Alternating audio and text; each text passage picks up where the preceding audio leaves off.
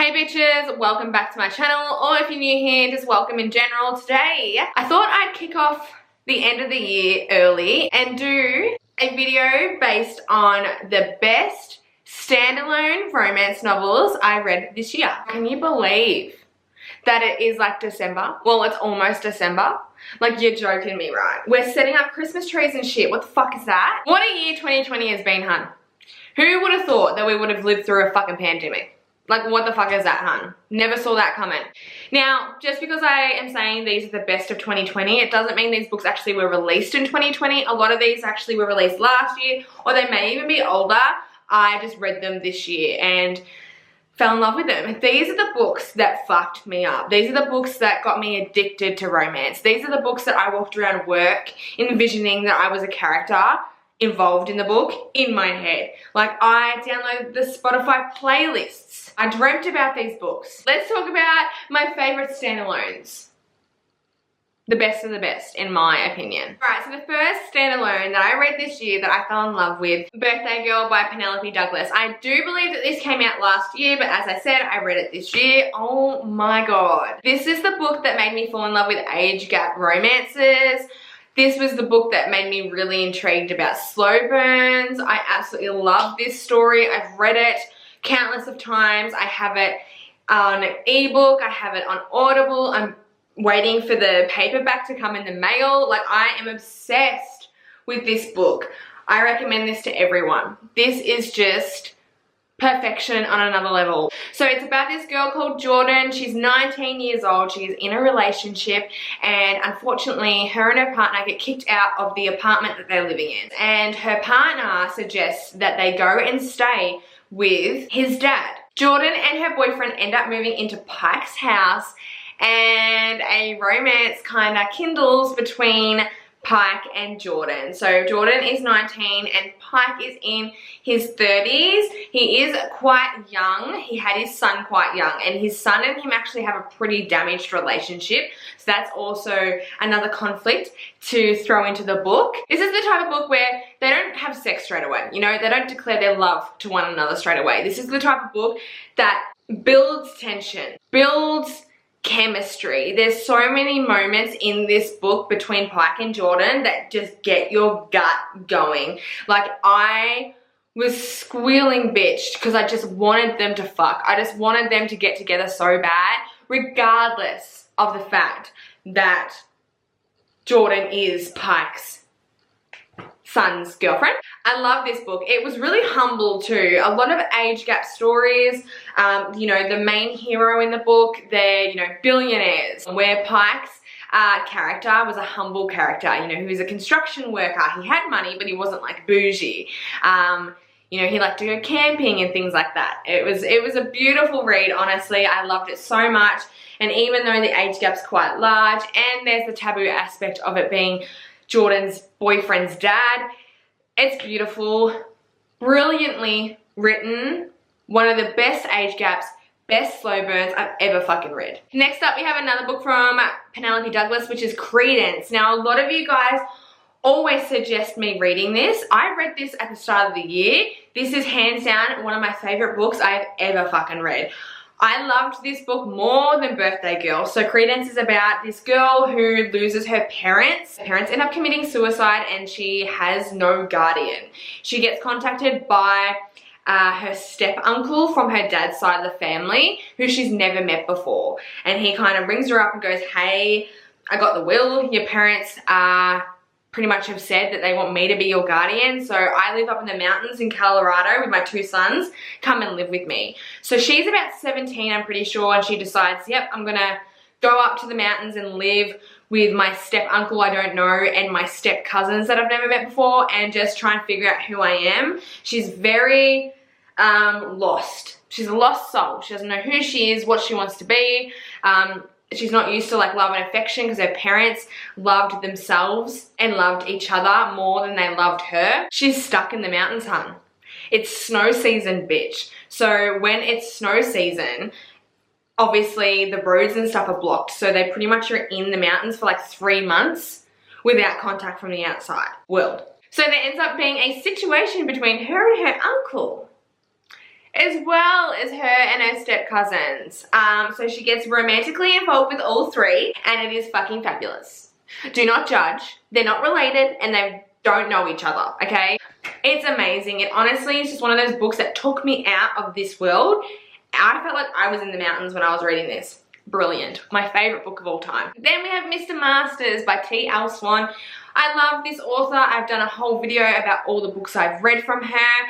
If I had to pick one, I love them all, but if I had to pick one, it would be Mr. Masters. I've recommended this book a billion times. This is one of those books that just really got me. I was hooked, page after page. I loved the characters, the storyline, everything. So it's about this Australian girl who's about 25. She ends up breaking up with her long-term boyfriend and moving to the UK. She gets a working visa and she applies for this nanny position. This whole entire time she thinks that she's going to work for a female widow. But when she gets to the airport and her new boss picks her up, it's actually a male. A 40-something-year-old male who's super fucking spunky, angry, arrogant, and just grumpy as fuck. She also lied throughout her whole entire resume, so she's never worked with children before. But he thinks that she is like a nanny. Like she knows what she's doing, but in reality, she doesn't. I loved every minute of this. I loved the relationship that she had with his children. The relationship she had with him. As I said, it's a slow burn, but fucking hell, the sex in this book is steamy as. Steamy as. He's quite wealthy. She's like kind of like your average chick. Brilliant. Amazing. Loved every minute of it. Alright, so the next standalone I want to talk about is Hush Hush by Lucia Franco. So I own this in paperback form. This is one of my favorite books of all time. I read it this year. I'm pretty sure it was released this year as well. I own this on ebook, paperback, and Audible. Don't fuck with me, bitch. I've read this in every single way possible. I've read it 3 times. 3. I just love it. It's one of my favorite covers. I love Lucia. I love this book. I love age gaps. Anyway, it's about this girl called Aubrey who lives in New York City. She's a college student and she ends up getting this job as an elite escort. There's a #1 rule when you become an escort. You do not fall in love with your clients. And this hun falls in love with her 52-year-old client called James Riviera. He is everything. He is the silver fox you never thought that you wanted in your life. He is scrumptious. Like, yes, I know you could be my dad, but I low-key want you. I'm not lying. So if you have tried to read this and didn't like it, I just want to let you know with Lucia, she's all about angst, okay? She's all about character development and building up to the like love interest. So these are the type of books where you don't meet the love interest straight away. So I know a lot of people have read this but got kind of bored and didn't continue on. Please continue on. Once you meet James, it'll change your life. And Lucia writes some of the most erotic sex scenes ever. Like, I almost orgasmed, I swear to God, from one of the scenes in this book. And I messaged her and I was like, what the fuck are you trying to do to me, hun? Next up, we've got Sicko by Amo Jones. I have suggested this to everyone. Even if you don't like dark romance, please give this a go. This is fucking magnificent. It is dark. It is super dark, so there is trigger warnings. Amo has written a warning before going into this book, but fuck me, this is just pure art. I loved this so much. This was the first book I read from this author. I'm obsessed with Amo. I can't wait to meet her one day. Me and her, spirit animals, you know what I'm saying? Like, there's just something about her. I'm like, we knew each other in a past life. So this is about Jade and Royce. Jade is Royce's foster sister. They're super close. They have an amazing relationship, but even when you read their relationship as they are children, there's definitely lines that get blurred. There's morals that fly out the window and things are just a little bit fuzzy.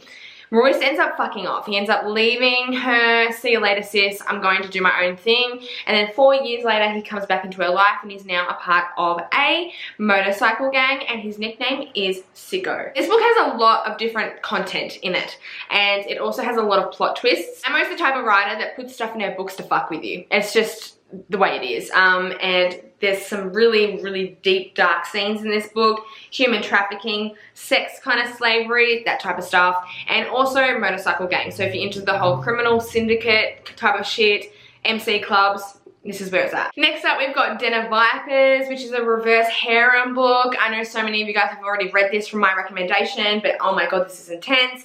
It's about this girl who pretty much gets sold to the mafia because her dad owes the mafia a lot of money. She gets collected by 4 men.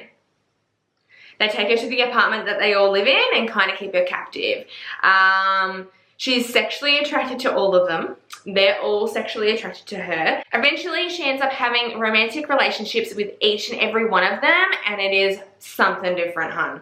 I don't really like reverse harem, but this book is fucking perfection. Perfection. It's got the whole like mafia trope. It's got the whole reverse harem trope. She's a badass heroine. They're badass men. There is knife sex in this book. So if you're into the whole blood kink, this is where it's at. The sex is very dominant. They're very dominant men in this book as well. My favorite, if you're asking me, is Diesel. He's the fucking crazy one. If you've read the book, you know all about it. I was in love with him when I was reading this. I was like, you're fucking insane. This next book fucked me up. This is one of the most emotional books that I've ever read. I've never had a book affect me the way that this one did. This is Even If It Hurts by Marni, Mann. I've spoken about this before. I've spoken about a lot of these books before on my channel. But this book is, it really touched my heart. It made me bawl. It made me blabber. Every person that I have made read this book agrees with me. It's intense. It's about this American chick who ends up doing a semester of university in the UK. She meets this man called Ollie. Ollie steals her heart, takes her virginity, they fall in love, but the biggest problem is that once the semester is up, she has to go back to America. She has no choice. She has to go. And they fall deeply and madly in love, and then she leaves. They try to keep in contact, but life goes on. They live in different countries, and they eventually move on. Chloe ends up falling in love yet again, and she ends up finding this brilliant man who is spectacular. Honestly, he treats her so well. He's wealthy, he's goal-driven. They really connect. There's a lot of tension and chemistry, and they fall in love. She plans on having children with him. She marries him, and she can't wait to spend the rest of her life with him. She ends up getting a job in Amsterdam where it's like 6 weeks on, 6 weeks off. And when she goes to this new job in Amsterdam, Ollie works for the same company, and she meets her first love all over again. At one point in this book, she has to make a decision to pick her first love or her husband. This book is brilliant. Marni Mann, I've read a couple of her books, and they have not disappointed me.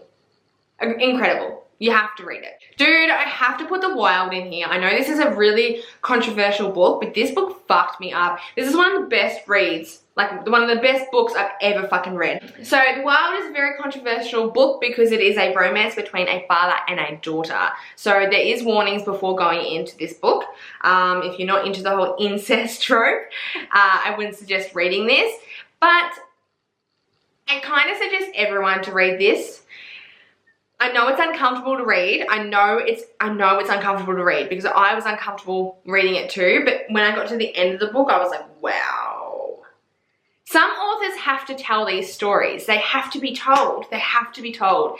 And it was brilliant. And the sex in this book is incredible.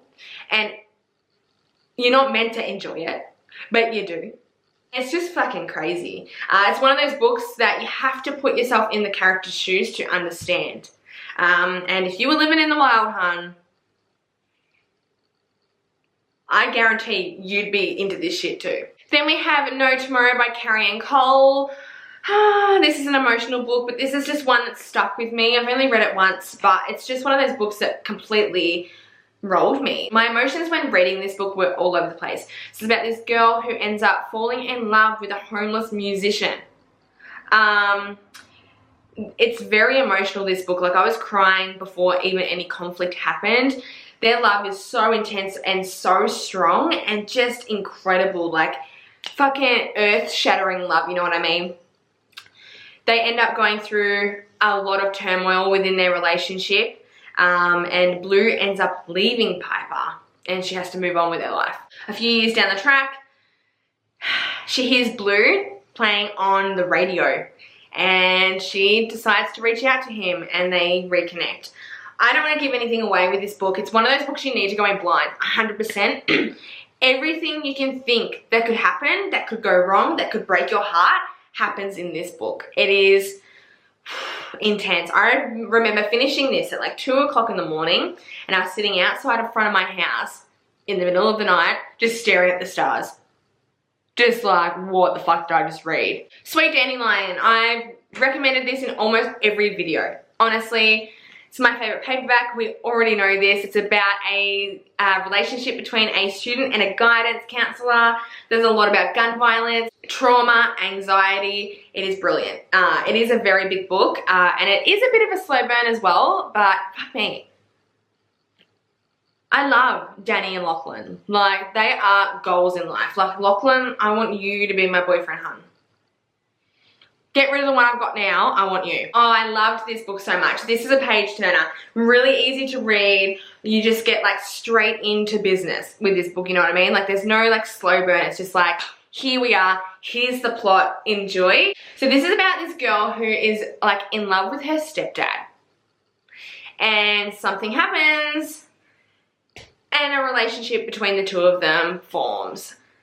Oh my God. Like, so much angst and so much steam and just so much sexual tension and chemistry, and you're just like, oh my God, I can't handle it. If you're someone that enjoys the whole like daddy kink, daddy calling, there's fuck tons of it in this book, honestly. That's all it is.